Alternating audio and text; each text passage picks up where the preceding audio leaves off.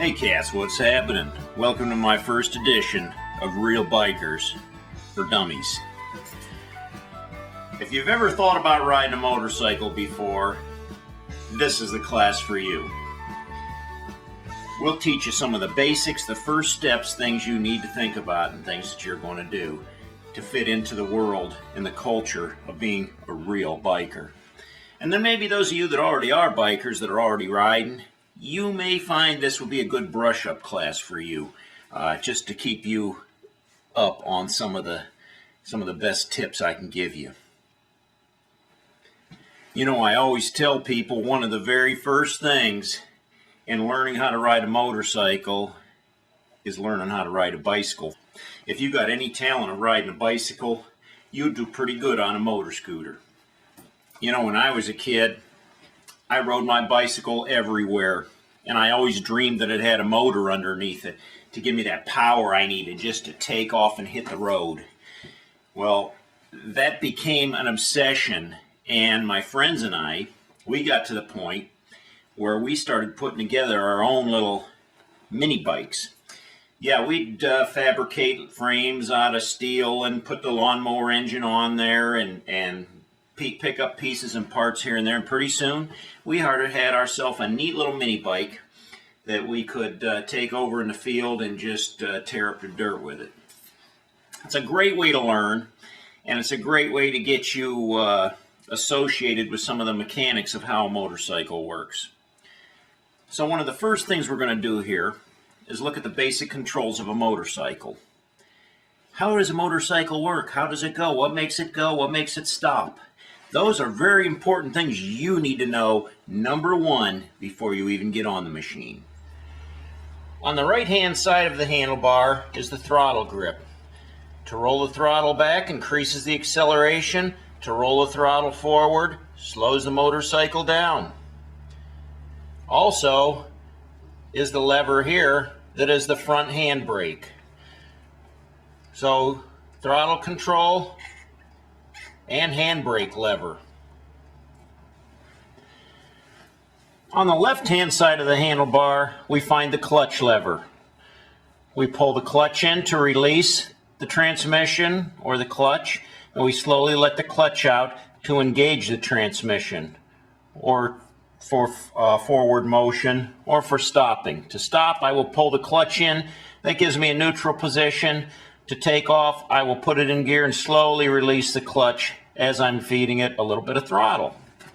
On the left-hand side of this bike is the transmission shifter controls. Those are done with the foot.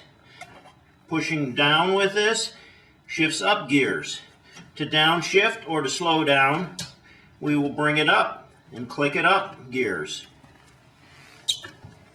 And on the right-hand side of the bike, the foot control here is the back brake. This brake pedal applies braking to the rear wheel only. Now the neat thing about this is that you can practice this anywhere. Well, you can practice it while you're in bed. You can practice it while you're at school sitting at your desk. You can practice it while you're watching TV. You just keep on working with it until you got it down. And you don't even have to have a motorcycle to learn how to do that. By the time you get on a motorcycle, you'll be ready to roll. Now let's talk about choosing the right bike for you. Where do you start?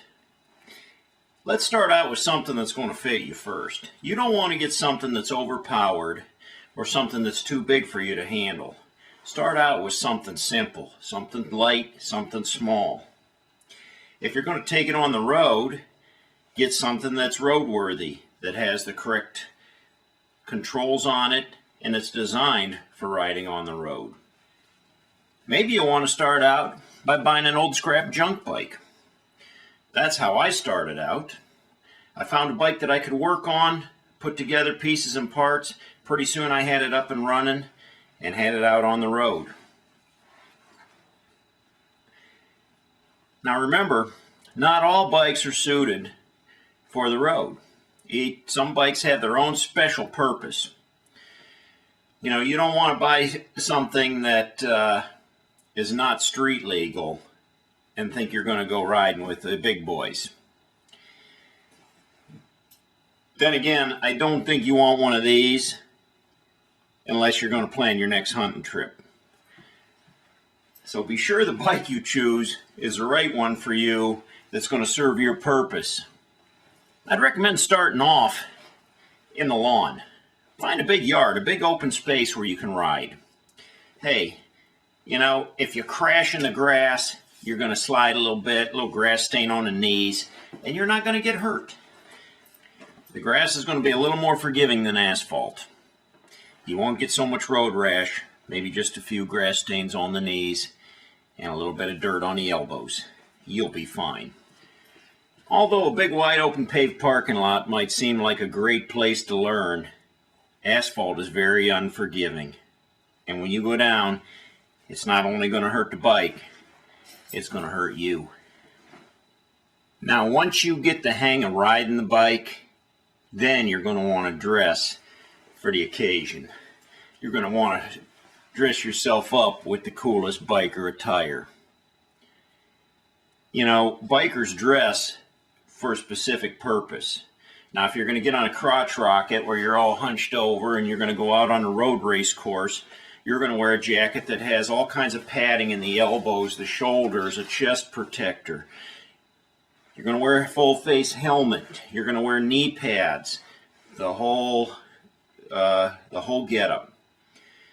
Same with a dirt bike rider. They're going to wear a different uniform than a street rider. A guy like me who just likes to go out cruising, I'm going to wear leathers. Leather becomes a second skin for me. I not only wear a leather jacket, I wear leather chaps too. It cuts the wind, it protects me from the weather, and it protects me from the wind and the chills. And from the stuff that gets thrown up too. Rocks, bugs, sometimes birds, or even worse. It becomes an armor, or a form of body armor. Got to have some eye protection too. Safety is number one. I usually don't wear a helmet, but I would recommend a helmet.